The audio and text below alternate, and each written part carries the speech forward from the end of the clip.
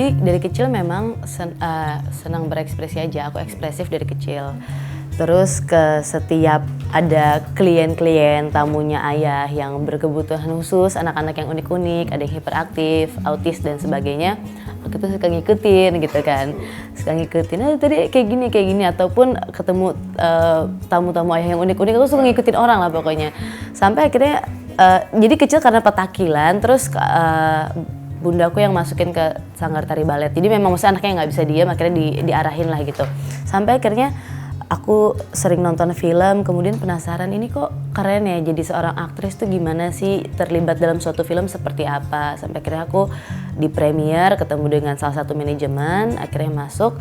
Terus ya namanya manajemen, aku dicobain semuanya tuh, video klip, iklan, sinetron gitu kan. Tapi dari awal emang pengennya tuh hanya film, sebenarnya pengen coba film, bukan masalah ke entertainnya gitu. Jadi pengen tahu film tuh seperti apa terlibat gitu. Sampai akhirnya nyobain film.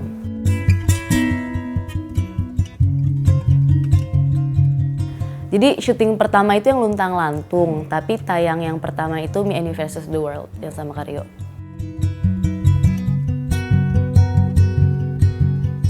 Enggak susah lah pasti, maksudnya apalagi gini, Karyo salah satu aktor favorit aku pada saat itu.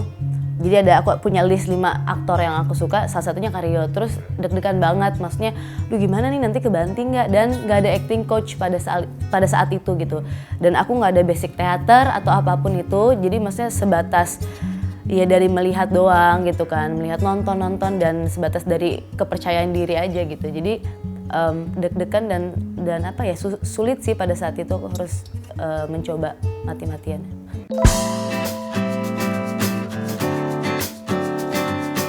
Gak ada pesan yang benar-benar misalkan pas baru terjun terus kamu jangan lupa ini, enggak sih, nggak pernah. Tapi lebih ke memang setiap harinya ayah tuh selalu bilang, pesan ayah yang selalu aku ingat itu, satu musuh terlalu banyak, 1000 teman terlalu sedikit. Jadi maksudnya jangan pernah punya musuh, banyak teman. Terus ayah selalu bilang soal komitmen dan juga disiplin, itu yang selalu aku ingat sih.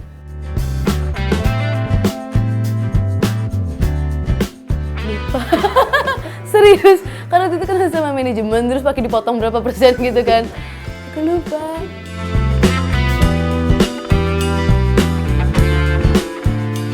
Campur. Terkadang aku suka ragu juga, aku bisa nari nggak sih? Karena kaki aku flat gitu, kaki aku rata, dan sering terjadi masalah cedera di ankle dan juga di lutut. Sampai sekarang ini masih ada cairan juga di lutut karena sempat jatuh dan sebagainya. Dan aku sempat ke dokter yang menyatakan, kamu nggak bisa nari gitu, kamu nggak usah nari lah, masih banyak kesenian yang lain, main piano aja kan cantik, ini itu gitu.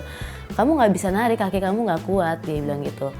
Kemudian aku sharing sama guru aku gitu kan, aku juga ada berpengalaman berpindah-pindah tempat, sempat di tradisional, kemudian hip hop, kontemporer gitu. Sampai sekarang aku tekuni animal pop, dan dari guru aku dibilang, menari ya menari aja, mau orang punya kaki satu atau dia nggak punya kaki pun dia tetap bisa menari. Menari adalah sebuah perasaan, jadi lakuin aja. Pertama aku masih bingung kan, tapi dia selalu ngajarin juga kalau kesenian itu tuh nggak kayak makan cabai gitu. Nggak bisa dijelasin kita langsung paham, nggak bisa digigit langsung pedas, nggak. Jadi mungkin pada saat ini kita nggak paham, tapi kedepannya baru mengerti gitu. Akhirnya ya udah aku lakuin sampai akhirnya aku paham, oh begini menari. Ya aku sampai saat ini masih bisa berada di atas panggung untuk menari gitu. Jadi ini bukan halangan, tapi kadang aku masih suka ragu kayak bisa nggak sih dia dengan fisik lo ini gitu. Cuman selama menari aku nggak bisa bilang apa rasa aku pada saat itu, karena campur ya, kadang capek, kadang pegel. Masa aku masih dalam proses gitu kan. Kadang damai, kadang bahagia. Tetapi yang aku rasain adalah kalau aku nggak menari itu seperti apa. Aku merasa kosong, aku merasa hampa gitu.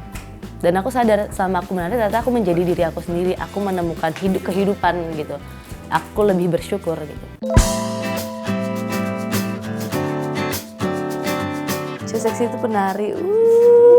Kalau menurut aku seksi dari ini kali ya, dari dalam sendiri. Kalau mereka merasa seksi ya mau bentuknya mau gemuk maupun kurus, tapi ketika mereka punya aura itu yang akan terlihat seksi. Karena aku nggak punya definisi untuk fisik ya, seksi itu seperti ini nggak ada. Tapi aku suka lihat dia seksi. Jadi dari dalam diri mereka sih.